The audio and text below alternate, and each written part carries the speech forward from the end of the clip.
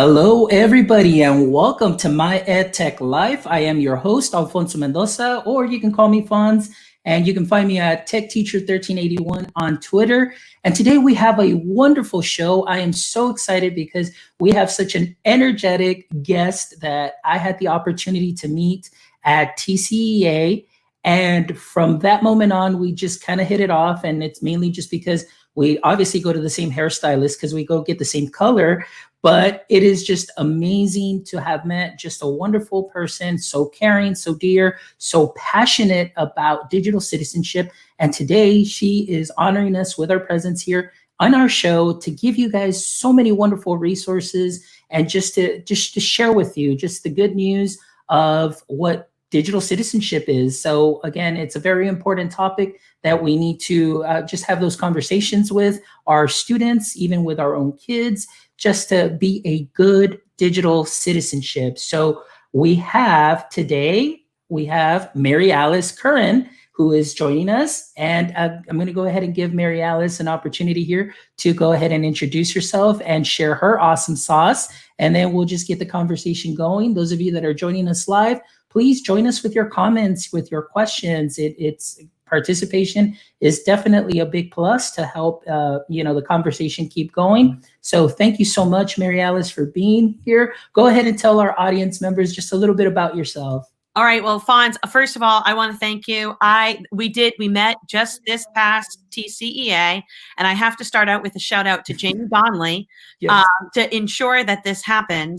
And, that was my last conference before COVID, right? Before we're in this situation. So to have this opportunity to really look back, but also reflect on what we've all just endured as we start to think about planning in the future, I'm excited to join you today. But my background, I was a middle school teacher, I was a middle school principal, and I was a faculty member in a school of education working with both undergraduate and graduate students who were becoming teachers. And that really, during that time as a faculty member, is when my interest in digital citizenship started, because districts were going one-to-one and no one had a plan in the beginning, right? And we would get a call, could you come in and do professional development? To me, that was always like the Band-Aid. We started like in a very reactive place around digital citizenship. I feel like it was really about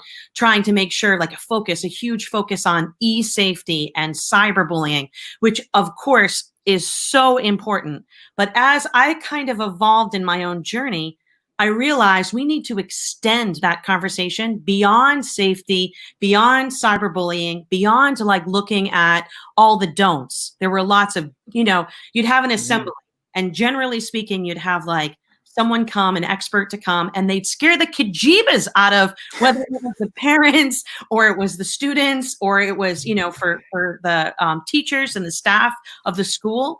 And that wasn't creating a culture to really support connected learning. And so I wanted to break that model of just talking at students or talking at anybody for that matter, and extending that conversation beyond e-safety. And instead of talking at you, to learn with you. And that's really that's the work that I do with the Digital Citizenship Institute. I can tell you as a mom, and you can see behind me, oops, I'm pointing the wrong way, for DigCit Kids, when my son, he's 13 now, but when he was younger, we were learning side by side. We were recognized as a mother and son team.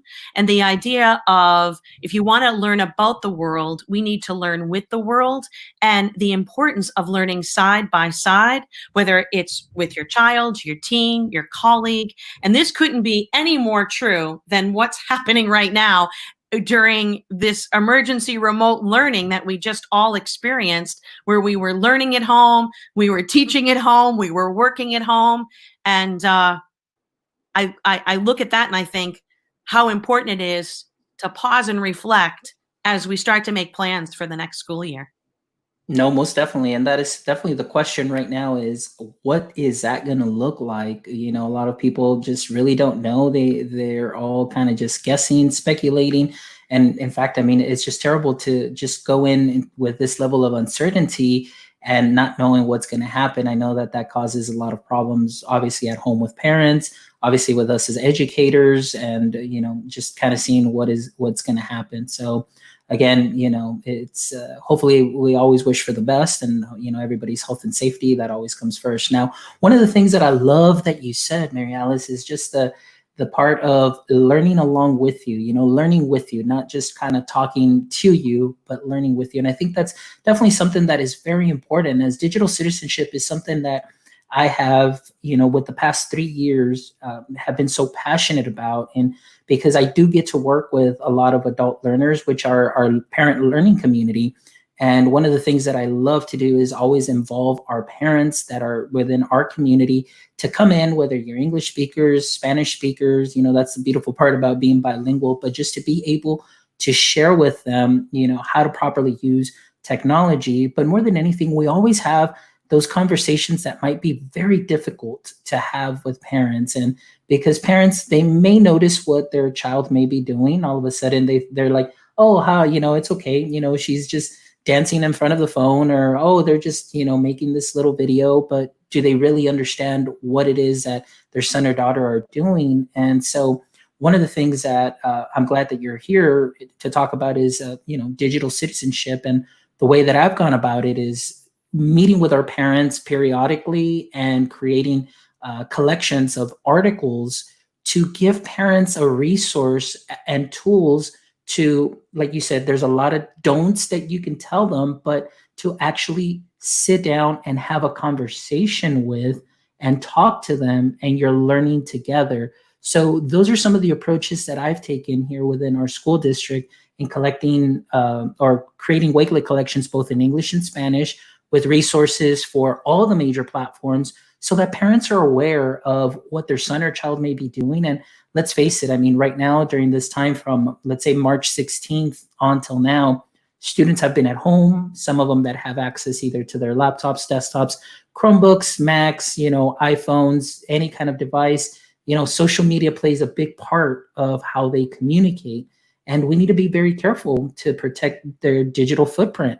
So is there anything that you can go ahead and just tell us about that, just expound about that on that topic? I feel like when I'm speaking with parents, I'll always ask, who here sleeps with their phone by their bed? Or and it doesn't just have to be parents, it can be, with adults.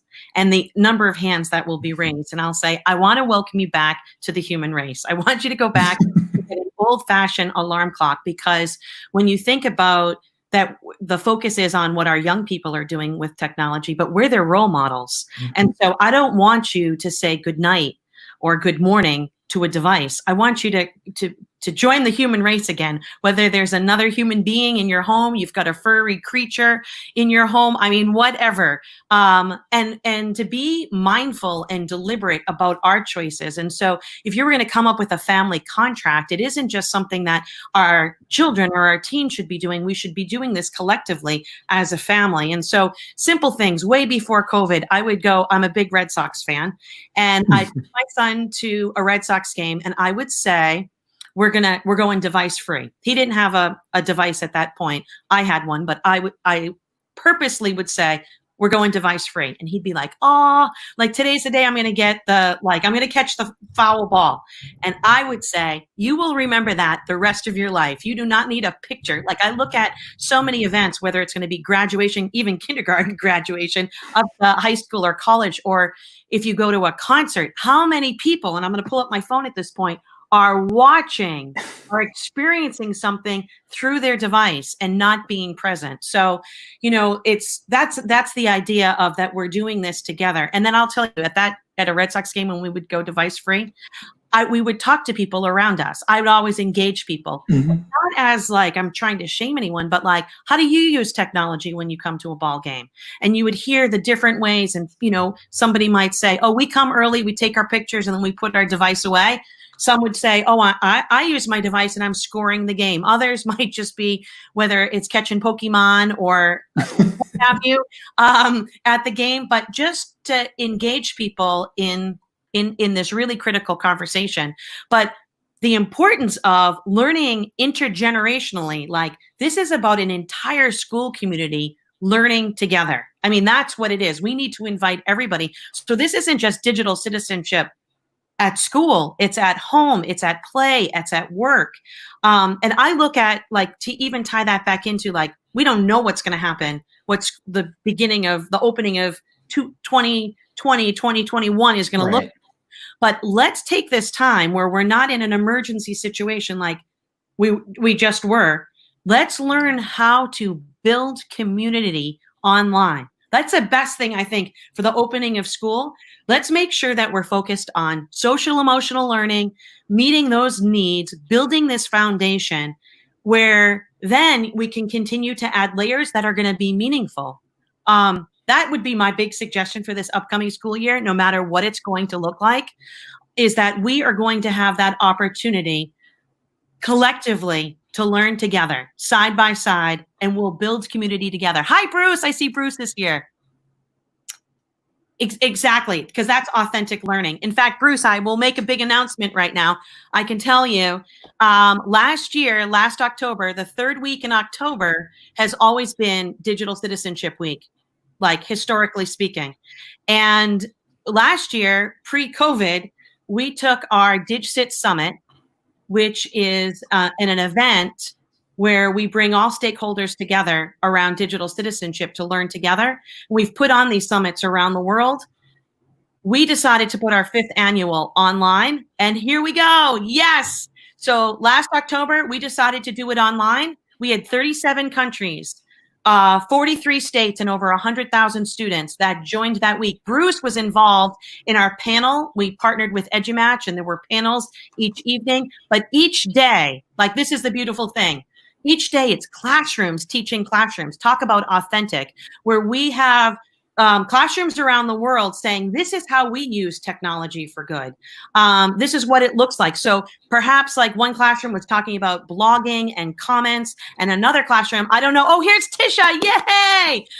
Tisha's SWAT program. I mean, her students were incredible leading the way. You know, this is personalized learning. This is like the very best. It can't become any more authentic than that. And so save the date, October the 12th through the 16th. It's the third week in October. And once again, we are going to host the DigCit Summit. We will have those classroom connections every single day. We will have the panels happening each evening. And I can tell you, last year, it was that Wednesday where everything that we did was in Spanish. Everything that happened was Spanish-speaking classrooms. So October the 14th, that will be where, and my good colleague, Eugenia Tasmez from Mexico, she was really the moderator. It was like headquarters for the DigCit Summit was in Monterrey, Mexico. And she was connecting classrooms, Spanish-speaking classrooms, but also here in the States where students had an opportunity. They were learning Spanish, and they had an opportunity to practice their Spanish while embedding digital citizenship. I mean, so I'm really excited. And then the other part, there are 3 things that will happen: classroom connections, the panels, and then we did storytelling, and it was around a DigCit impact. So you can see that hashtag there.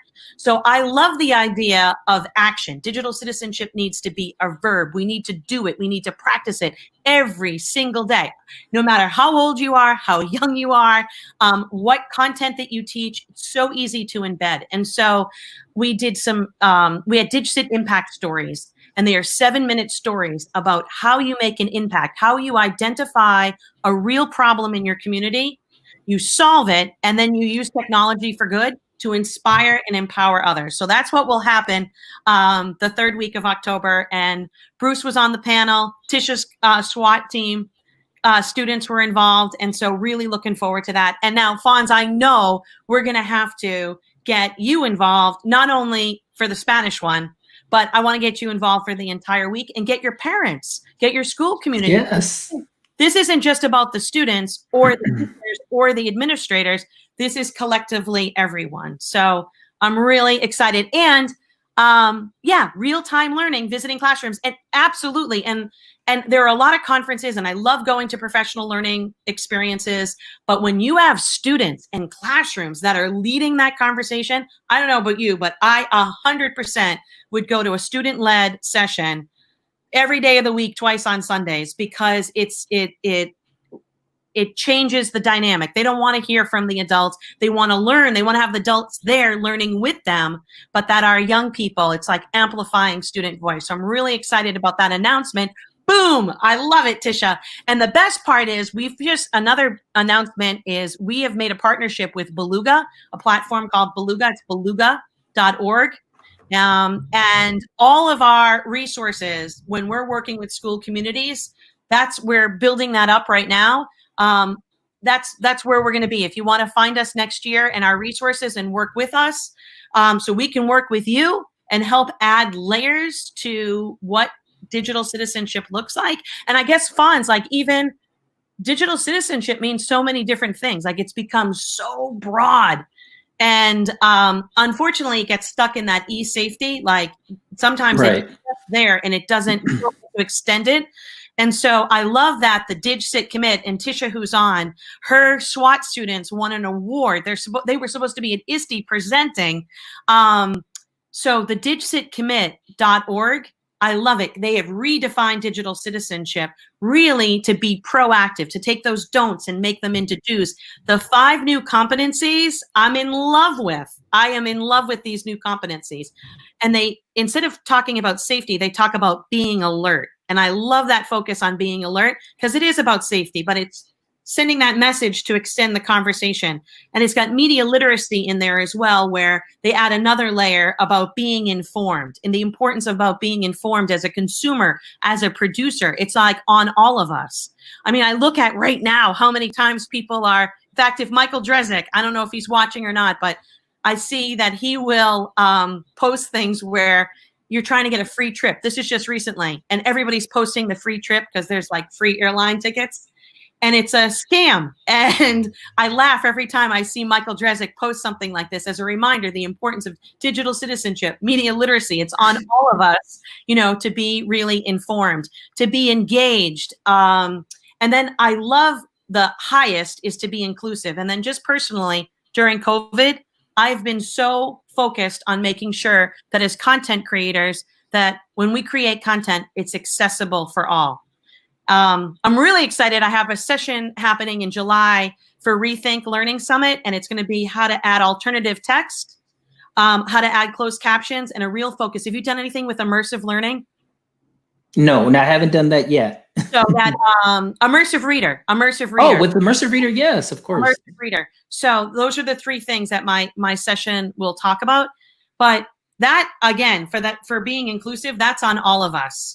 And there are simple things that we can all be deliberate and mindful to make sure that everyone has access to our content. And anyways, the DigCit commit, if you don't already know about it, I love the new definition of digital citizenship. And then what personally that we've been doing with the Digital Citizenship Institute is to take that commitment and make it into an action through an impact. Wow, that is amazing. And thank you so much for sharing that big announcement here on our show today. That's just something amazing. And again, like I said, it's just been wonderful to have the opportunity to meet you and to learn so many great resources. And we've got some wonderful advocates here for digital citizenship, such as Tisha and Bruce that are here, and a lot of other people. I saw Eugenia here as well. So I'm just really excited about, digital citizenship, like I said, and I continually am a learner and I continually learn. And I'm just glad that you shared these great resources that I've been putting in the chat. So just in case people don't know where to start, I mean, I already went ahead and put the links here to your site, to Beluga, to DigCit, DigCit Institute, and I've been putting those in there. So that way people can go ahead and get a start on that. And like you said, it's about being just proactive too, not just being reactive, and being all inclusive, including everybody. And, one of the things that I've struggled with before is just the learning community. Sometimes here, or in certain areas, I'm pretty sure that they have those things. As I've been speaking to educators, sometimes it's just getting that parental involvement. And sometimes, parents, when they get called to school, sometimes it's just like, okay, what did my son or daughter do that was bad? But, we want to invite them to come in because, I've had several occasions where I've had parents come in and then they just leave just stunned with all the information that they never knew about, things that could be, harming, or, that they may not, that their students may not, or children may be doing that shouldn't be doing. And again, I always tell them, I'm not here to scare you. I'm here to help you and give you these tools so you can have these conversations at home. Like you said, you can learn together. Some of the examples that I give them as far as parents is, if you're there, maybe watching a movie or a show with your child, like you said, being device free, and maybe they come across a scene where somebody's using technology maybe in an inappropriate manner or some way, just to kind of ask a question and say, hey, do you think that what they did was right? What would you have done different? Should that have been done? Just because it's a partnership. And my goal is to always equip parents so they can be seen as a resource at home, not so much as, kind of the sage and be like, no, this, you shouldn't do this, but hey, let's talk about this. How have you been? Hey, what have you been doing? How are things going? Just having those conversations, opening up, and just talking to them about protecting digital fingerprints or their digital footprint, because oftentimes I see, and I've seen it everywhere, where students that do post things at age 12, 13, they are seeing consequences right then and there, or even later on. So, it's just something that I'm really passionate about. But like you said, digital citizenship goes beyond that too. It's not just that, but we do definitely need to be very proactive. And so we have a partnership with Lakeshore Central in upstate New York, and we've been working with them for the past 2 years. And I can tell you, we keep adding layers of community service and outreach. And so the first year we put on a student-led digital citizenship summit, and the entire community came to learn with the students. But this year we put on a future ready workforce networking event, and we invited the outside industry to come to the school. That is awesome.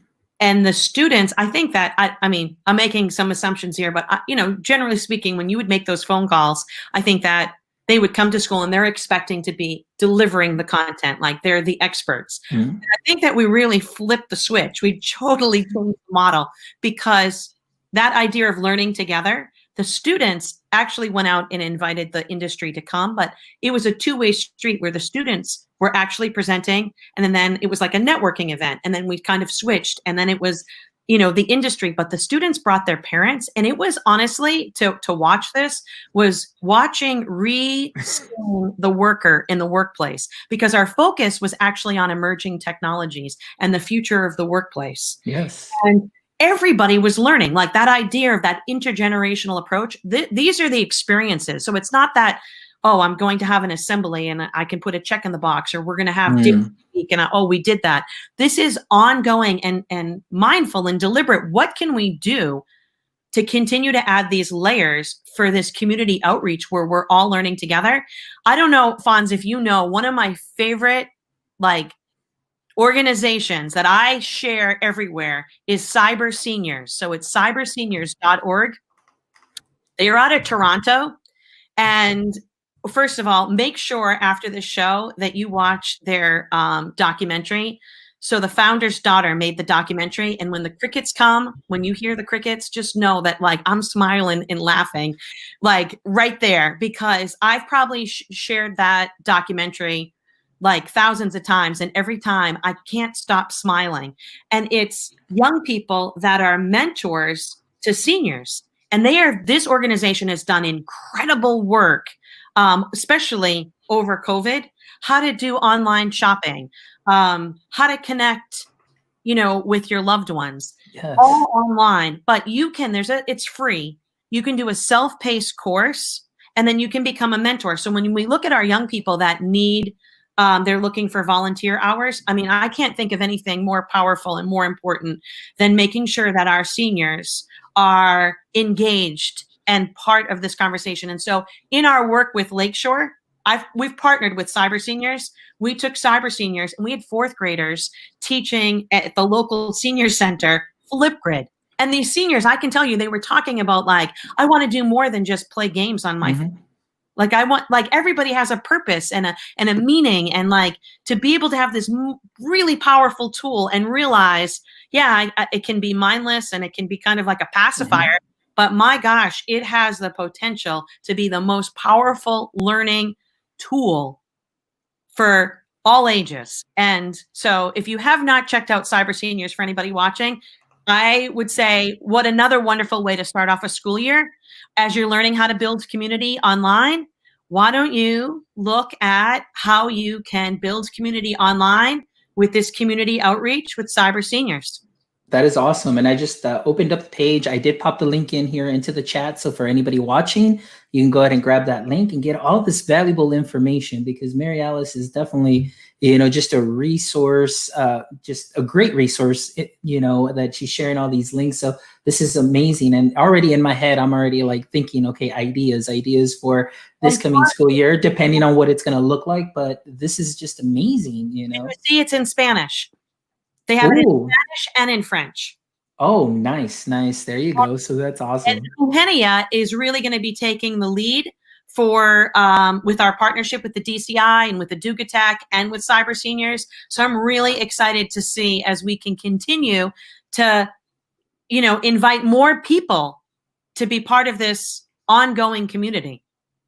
That's wonderful. That is great. So that's really exciting. And like you said, one of the things, again, digital citizenship is something that I love and I'm really passionate about. But I think just all these resources, you're really opening up maybe some people's eyes as far as rethinking what they thought digital citizenship is and was. And like you said, oftentimes it's kind of like a safety and compliance, like, well, we got to make the kids go through these lessons, just so we can be in compliance. But it's so much more than that, because oftentimes it's just, okay, let's go ahead and do it. And then it just kind of falls by the wayside. And then that's it. Maybe you do the lessons throughout the school year, but so many platforms now are offering, just, digital citizenship lessons that are, spaced out. They go on through the year. And then that way it's always something that is fresh and in the students' minds, day in and day out. And then obviously, including community involvement in there and bringing in parents. And like you said, I think that's just wonderful, bringing in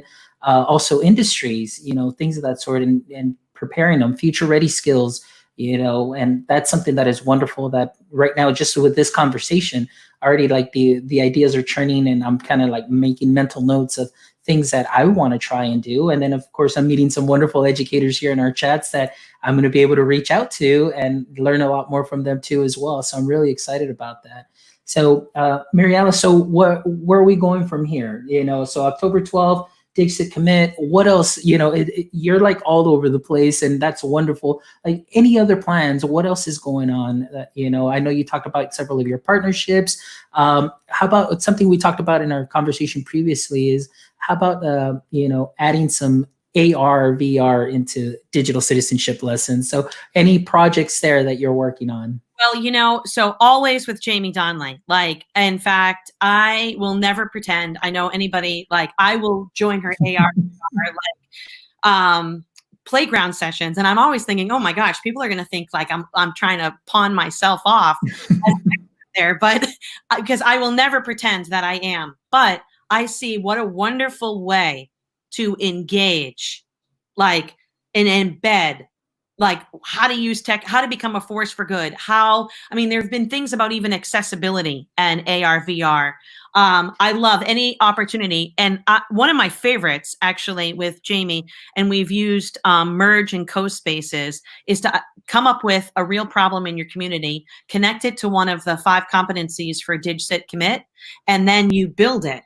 And I love any opportunity that there's an actionable piece to it. So I will always, whenever Jamie says jump, I'll say how high, and involve digital citizenship and emerging tech. But one program and product that we are starting to roll out, which I'm kind of excited, is a different term than digital citizenship. So like I said, it's a very broad term. I know Bruce has gone with digital leadership. Others have gone that way.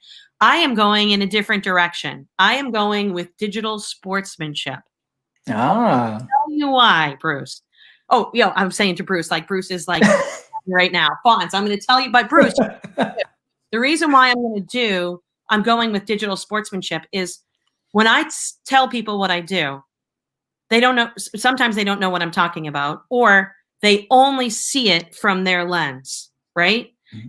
And I feel like I've kind of dropped I usually end up saying, well, I work with school communities around the world about how to use tech for good. I generally say that, right? And people understand that. But if I say digital citizenship, either they think I'm doing stuff with cyberbullying or e-safety, or I don't know, like wherever their lens is. But digital sportsmanship, when I explain that to people, people go, oh, 100%. People understand what I'm talking about because it's sportsmanship on and off the field, on and off the court, but now on and offline. And again, Love it. the idea of a team. I am not athletically inclined, but I have always wanted to be on a team. I always tried out. I never got cut from a team. I think probably because I got heart, but like I loved everything about being part of a team. And so this isn't necessarily just about athletics, like athletic teams, this idea of teams in a general way, but we need to apply all those skills that we talk about for sportsmanship, and we need to apply it online. And I am really excited. And that ties into esports. So Yes. I'm very happy about this focus on digital sportsmanship. That is wonderful. I think that's a great definition. I mean, just like you said, everything that you need to know, the skills in being a team player, collaborating, all of those things. I mean, it's just wonderful. And I just got really excited. I know Tisha got really excited here as well. And, I already put the hashtag in there, digital sportsmanship. So it's just a wonderful, wonderful idea. And it just really, like you said, it doesn't seem like when you hear digital citizenship, it's like, oh, okay, this is going to be kind of really serious. And, but digital sportsmanship is like, oh, okay, cool. And you just get it. It just, you understand sportsmanship. So you get a visual and you're like, I want to be a part of that team. Yes, it puts you at ease. I love that, Marialice. That is great. That is awesome. In fact, for Tisha, we already put a panel on, and 2 of her SWAT students, we did it on for mental health awareness. Same here. I think that May was mental health awareness, and we had a panel on like sportsmanship, and then we brought in that digital aspect and the incredible program that she runs for SWAT. Have you ever seen Tisha in action? I've only seen virtually in action. I've been with Tisha, but I would love to actually be in her, like be a fly in the wall in her classroom. Oh, no, that would be wonderful. I mean, I follow her on social media, through Twitter, and just see the great stuff that she's doing. And I'm just like, oh my goodness, like, wow. So it's just great. So yeah, like you said, I definitely be a fly on the wall right along with you right there. Just how can we get more SWAT programs like in all schools for all students? Mm-hmm. That's where it all becomes a game changer. And Bruce has a fabulous program for his students. So, I mean, it's just people that are passionate about, and they realize all it takes is one person, right? One person to stand up and say, I'm going to make a difference. And then that one person becomes mm-hmm. many. That's all we want to do, is to continue. It's like skipping stones, the ripple effect, Yeah. Making an impact. And that's wonderful. And like you said, you just, everybody just gets to share with everybody and learn. And I think like that's just the best thing is always just being open-minded, being just wanting to learn. And just like right now, like, I'm just getting filled up right now with so many ideas, and like you getting to meet some wonderful educators here as well. And guys, here's the part about this show is that Marialice is just so wonderful. If you ever have any questions or anything at all whatsoever, maybe you just don't know where to start, you want to do something, go ahead and message her. She is kind, she is wonderful, and she is very energetic and always willing to help and steer you in the right direction. So again, go ahead and connect, guys. And that's the whole point of our show here, is where I showcase and just bring people in that I follow that, just are amazing, and they're approachable and are always willing to take the time and, to help you in getting an answer for something that you may need. And again, Marialice today with our conversation on digital citizenship, it's just been wonderful. And I know it's been a wealth of information. So follow her on Twitter. You've got her Twitter handle right there at MBFXC. So go ahead and follow her. So again, it's just very exciting to have you here today, Marialice, and thank you so much for making your big announcement today on Dixit Summit. Dixit, I don't know why I'm having so much trouble pronouncing. Dixit Summit, there you go. So there's the announcement, guys, October 12th through the 16th, of this year. So there's the hashtag Dixit Commit. So it's just really exciting. So look out for that and just follow Marialice on her post. Follow Tisha Poncio, follow Bruce also as well. Great educators. And if you have any questions, I'm sure that you can reach out to them, connect with them, and just go ahead and start a program, start an activity, start small and build your way up, guys, because again, Rome wasn't built in a day. Start off small, and then you just never know what this might turn into for your community. And the whole purpose is to involve everybody in our community, not only our teachers, not only our students, but our parents as well, and anybody that we can reach out to. So that would be something that is amazing there. All right. So Marialice, anything else that you'd like to share before we go ahead and just close off our show? Listen, it was wonderful to be with you. I cannot wait until that one day when we can all be in the same place at the same time. That's going to happen. Our paths are going to cross again. But again, Fonz, I am so grateful to Jamie Donnelly that I had the opportunity to meet you at TCEA. And thank you so much for inviting me to have this conversation with you and to share it with others. Oh, no problem. And yes, big thank you to Jamie. Jamie's been wonderful and instrumental in helping me meet some wonderful people. And again, it was a pleasure. And I couldn't think of a better guest also to just come in and just so energetic and giving so many resources and just the passion that you just share. I mean, I'm pretty sure our audience members are probably seeing like, oh my goodness, like so much energy. But it is an important topic. It is something that we cannot just sweep under the rug. It's something that needs to, like you said, one of the main things being very proactive and learning together. You know, that is something that is amazing and it's something that we need to follow. So thank you for being here. Good. That's what we all want to do. Exactly. Online. Exactly. So guys, thank you so much for joining. We do have wonderful shows coming up this coming week or the rest of the week. So here is a link that I'm posting here. For those of you that are joining in the chat, tomorrow we will have Ben Moore and Darren White from Short and Sweet. They're joining us from across the pond. They're part of the Global GEG community, and definitely Global GEG. I'm going to go ahead and give a shout out to them and maybe also let them know about, hey, Dixit Commit. Maybe we can make this huge. So whoever it is that we can reach out to, those classrooms, that would be just a wonderful activity. So that'll be something that is amazing there. So I popped in the link there for those resources. And I'm also going to pop in a link here, guys, because I always have some goodies here. So go ahead and I'm going to pop in this Google form here that you can fill out. And I am going to pick a couple of winners and you will win a My EdTech Life sticker pack just for joining us here today. Again, guys, there's no purchase necessary at all whatsoever. All I want you to do is just come by and hear the wonderful guests, get the wonderful resources here that can help improve your practice or just learn something new that you can go ahead and add to your teacher tool belt that is just going to make things great for this upcoming year. So again, thank you guys for joining us here today. And again, we will see you. I'll add a Digsit Kids book, either in English or Spanish, too, to your stickers. Oh, perfect. Thank you so much, Marialice. Yep. So again, we'll announce those winners and we'll get Marialice that info and then she can get that book sent out to you. So I'm really excited. Thank you so much again, Marialice. You I love your heart. I love your passion. Thank you for joining us here today. And again, guys, thank you so much for joining us. This has been an episode of My EdTech Live. So guys, stay techie, my friends.